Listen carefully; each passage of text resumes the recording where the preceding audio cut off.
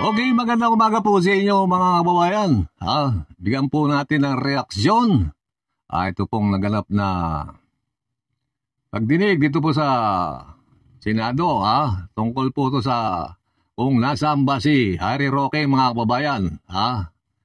Wala pong masagot tong BI, hindi po PI, BI, Bureau of Immigration mga kababayan. Pakinggan po natin si Senator Ontiveros mga kababayan.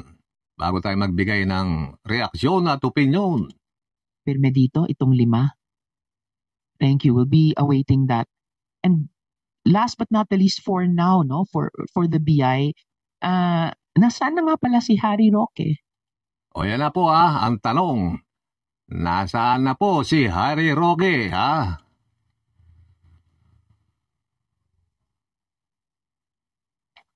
Kung hindi nyo alam kung paano nakatakas si Go Waping, alam nyo ba kung nasaan si Harry Roque sa ngayon? Patay. Hindi alam. Nasaan? Ay, tagal po sumagot. Is he still in Dubai? Madam Chair, we can't recall the dates anymore, but the last information that we had against on the couple, the Roques, umalis po ng Singapore yung wife, and then nagbound for Dubai. And there's also a sighting of Harry Roque also in Dubai. There's also an information na umalis po sila sometime December, and then yung information po na yon any information after, sorry Madam Chair, but we don't have any more information. Alam nyo ba? Anak ng weteng mga kababayan, December pa yung impormasyon nila. Excuse me po. December pa yan. February na po ngayon mga kababayan, Wala silang impormasyon tungkol kay Harry Roque, Pakinggan niyo po na si Ontiveros mga kababayan. Senator Ontiveros, ay mas marami pa yata alam si Senator Ontiveros sa kanila. Or at least si Harry Roque pumunta sa Singapore sa loob ng isang araw. Or rather, pumunta nang siya. Ayan, mas marami pa yata alam na impormasyon si Senator Ontiveros sa mga kabayan. Alam niyo ba na pumunta siyang Shanghai for one day? Meron pong information pero wala po kaming validated proof na nag-enter po siya ng China. At meron ba kayong information or validated proof na mula sa Shanghai, na isang araw lang ang tinagal niya doon, tumuloy siya sa Macau? Nagpunta pang Macau.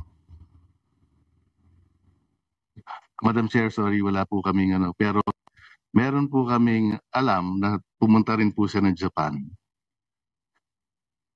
And hindi po siya nakaalis. Supposed to be bound for US, pero denied flight, denied check-in.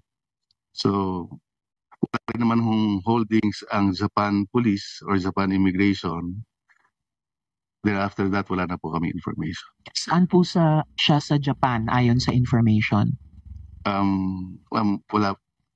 Wala po kaming exact details. And supposedly saan sa US ayon sa information? We don't have any information. Hindi rin po alam. So, do you know if he's still in Macau? Sorry, Madam Chair, we don't have any information. Alright, salamat.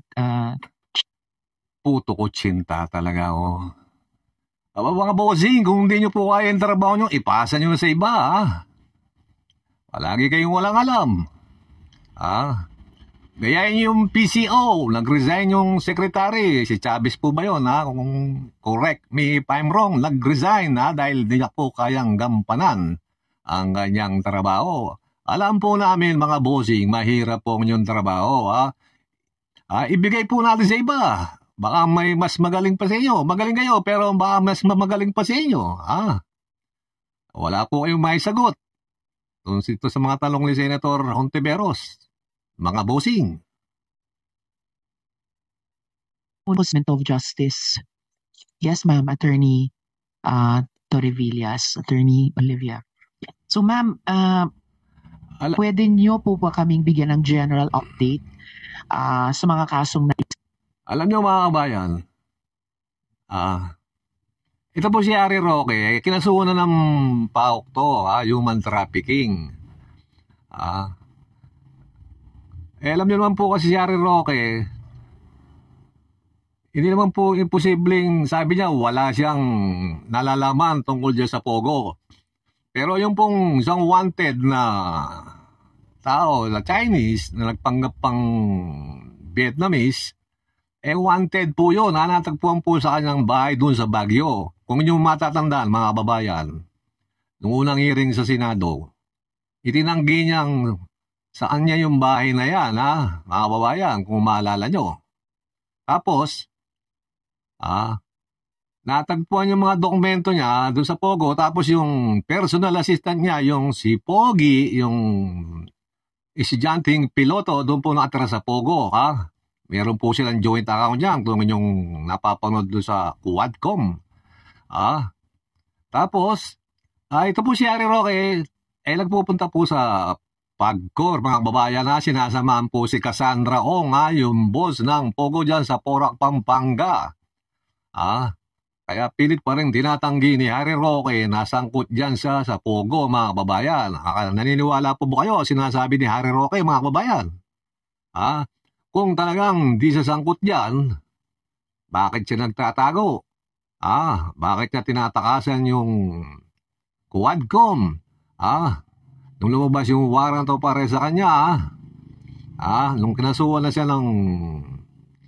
ng PAOK, mga babayan, nagtago na po siya.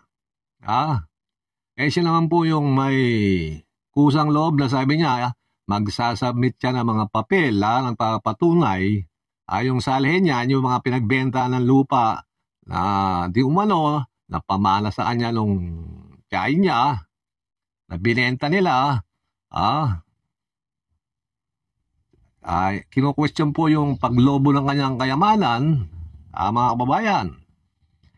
Siya, abogado po siya, ayaw niyang ipagtanggol ng sarili niya, tumakas. Mga kababayan. Tingnan niyo yung pattern, mga kababayan, kung paano tumakas si Banban Tarlac Mayor Alice Go at saka si Cassandra Ong, nakatakas po sila, di po ba, nakalabas ng bansa. Ganon din yung kay Harry Roque. Hindi rin po alam ng PI, kung paano nakaalis ng bansa. Parang isa lang yung pattern, mga kababayan. Ngayon, hindi po sila nakatutok kay Roque. Hindi, ala po silang alam. Ano pa yung kay Cassandra Ong tsaka kay Alice Go, medyo natitrace nila, tsaka madali nilang natuntun.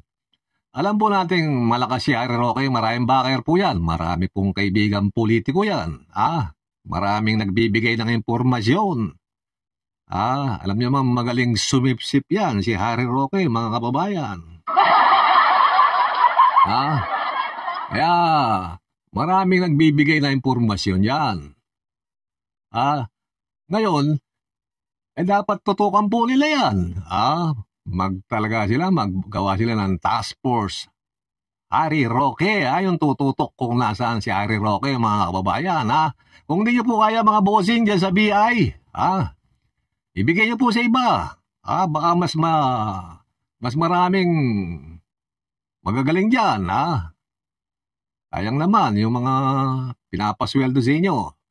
Kung matutulog lang kayo sa pansitan dyan, mga bossing, Okay, mga kabayan, hanggang dito na lang po ang ating reaksyon, opinion, para dito po sa nasaan. Nasaan si Harry Roque, mga kababayan? Saan po siyang bansa nagtatago? Okay, mga kababayan, mabuhay po kayo. Mabuhay ang Pilipinas, mga kababayan.